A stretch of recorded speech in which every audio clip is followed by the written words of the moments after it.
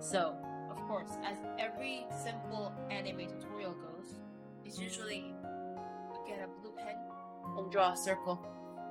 Okay, let's draw a quick circle. Nice. Let's go ahead with drawing the chin. So we draw a cross.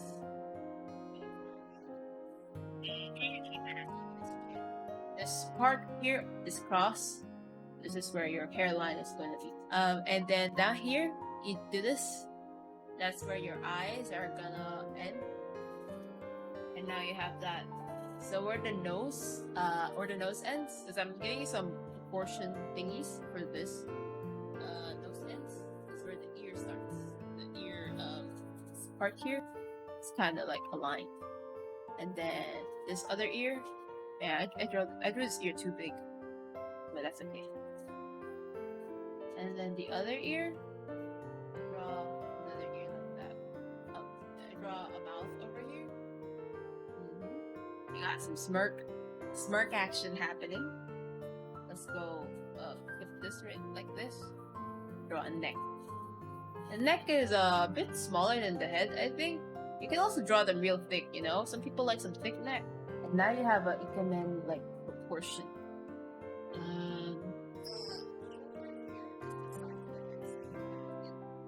Eyeball what the size of the head is, and that's where your shoulder will be.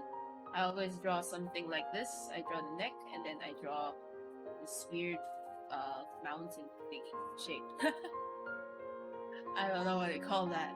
And that's where the shoulder ends. So here is the other, like, the measurement. 3 heads, so just draw. Imagine another head here. Man, it looks wrong. And then from here you draw what's this called? Oh, upside down pudding. I don't know what these shapes are called. Trapezoid? It's not exactly that, it's a bit rounded. So trapezoid-ish shape. And then just kind of figure out what the center is. If you don't want the body to be leaning completely forward. That's pretty good. Also, it's better to show off the outfit usually if you draw them like this. And so the proportion goes chin, and the next part is nipple. Yeah, that's what I heard. The next part is the waist. So waist. That's the waist. And the belly button. I think I might have put the spacing too long, but like it's nipple, belly button, a bit under the crotch. Yes, that's the right word. So, sorry. My proportions are a mess, and my sketches are also a mess. Now, we kind of draw the parts. I like to draw some sort of arm shape first, which is like a cylinder, kind of. To do the pose. It's always good to add some sort of variety, like with the posing. I like to do some balance things, so this is kind of technical stuff that doesn't really involve much about being an Ikemen, drawing Ikemen, so I'm not gonna go too much into it, because I am terrible at technical details, honestly. I'm just giving you a little breakdown of how I draw Ikemen. Here, I usually lower the opacity really low.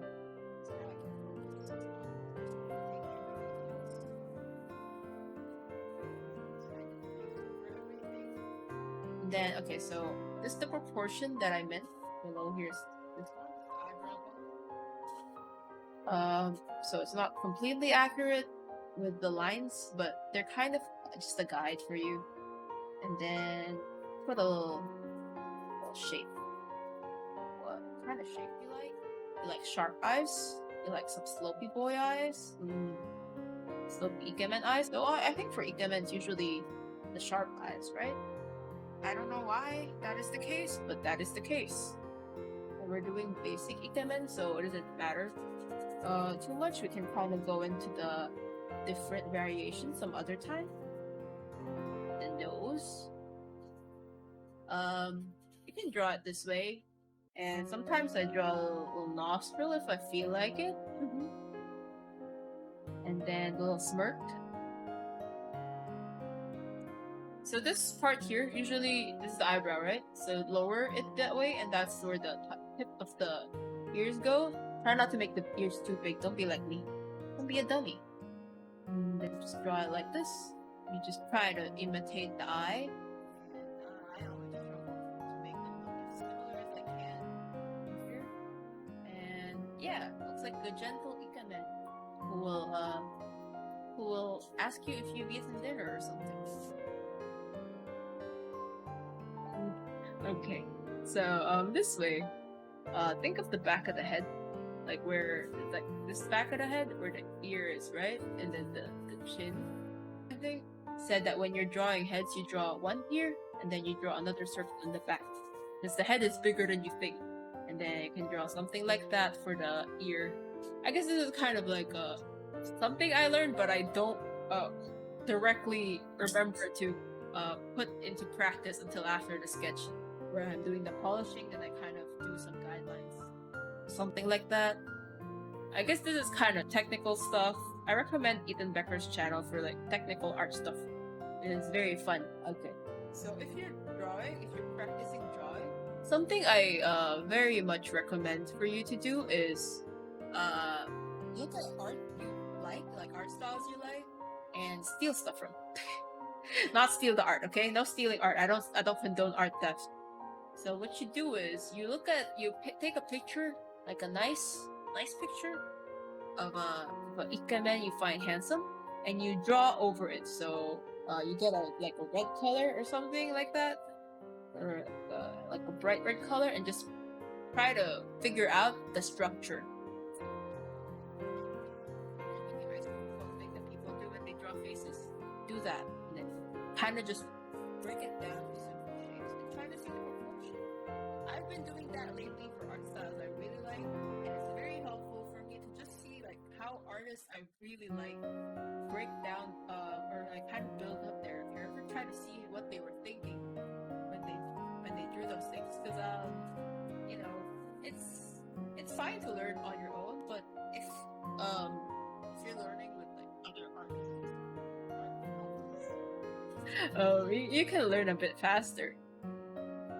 Sometimes on stream I get people asking me like, how did they get good at art? And then people asking me like how long I've been drawing. I've been drawing pretty long time, but I find myself still looking at my art and feeling incomplete in a way, and feeling uncontent, and knowing my own shortcomings. It's always good to keep track on those, and it's good to kind of practice the things that you find very difficult, even though it's scary, even though you're not very fond of like drawing feet or something like that, or shoes, like or details like other things like that. It's good to put a little bit of time into those things, so eventually the scary things will be less scary.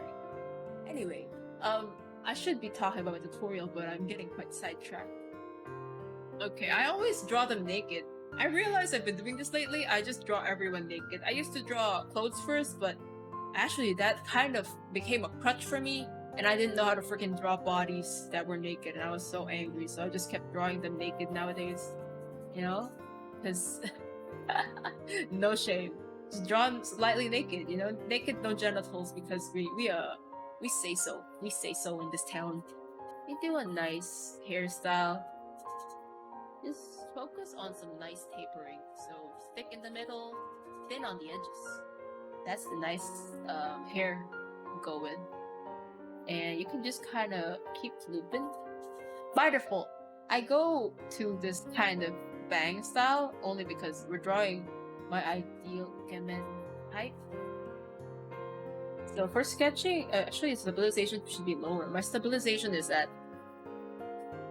100 right now, which is the worst for drawing good folds. Just imagine this one, and that was very difficult for me to draw because of my stabilization. Without stabilization, you can go kind of just free with your folds. Just kind of feel it. And if he was a VTuber, this hand would be out just to show off the sleeve. It's always like that.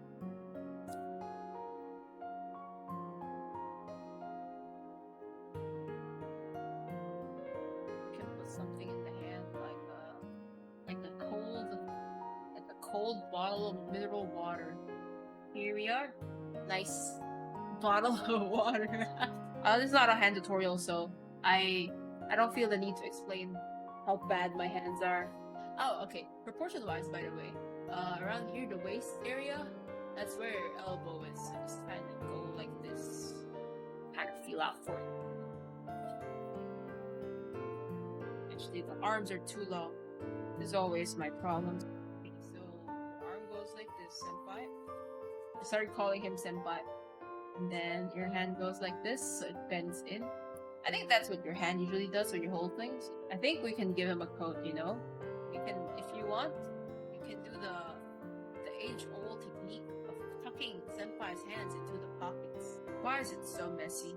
I will do a quick run through with little line art, but it's not line art, it's like sketch. Just a clean photo. So, when you're doing lines, it's always nice to do a nice flowy line, but sometimes it gets stiff. So you can just go make a thinner line. I do line, when I try to do lines, it's usually pretty thick. I don't know why. Sometimes I just forget that the lines are supposed to be thin, or I forget to lower the size of the pen, because I'm too comfortable with just kind of, you know, connecting the dots and making all the lines just, you know, solid. And that's not always very accurate. So if you mess up the lines, it's always good to use the eraser.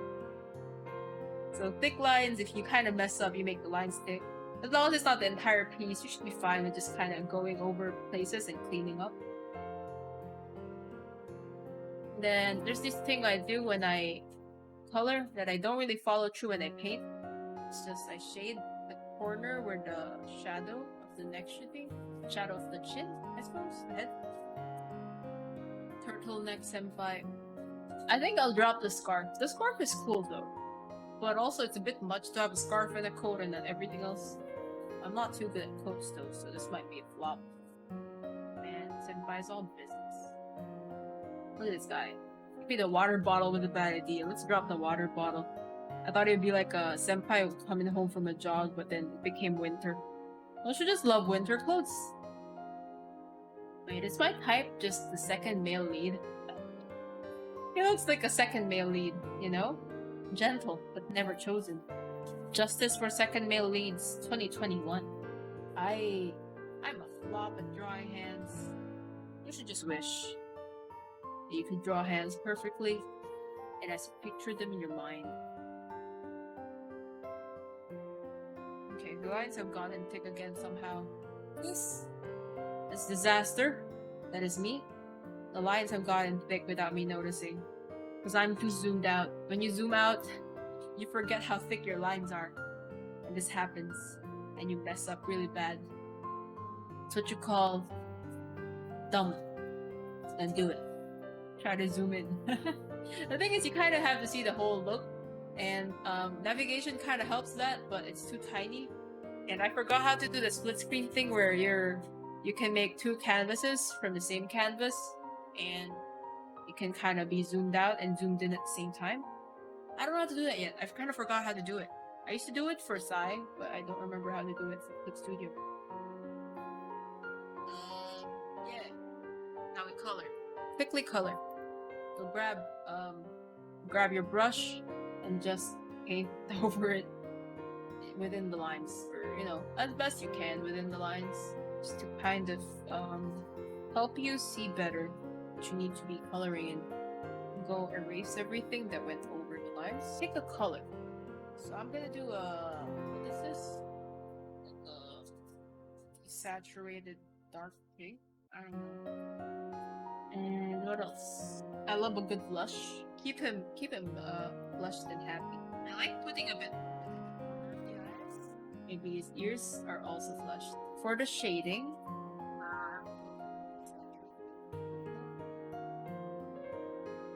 and put a little bit of upper lip color, lower lip color, be a bit more pinkish.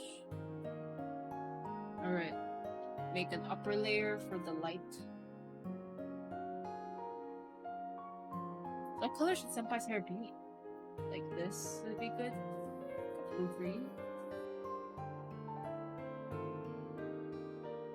Here, just color it in, and then color the top here.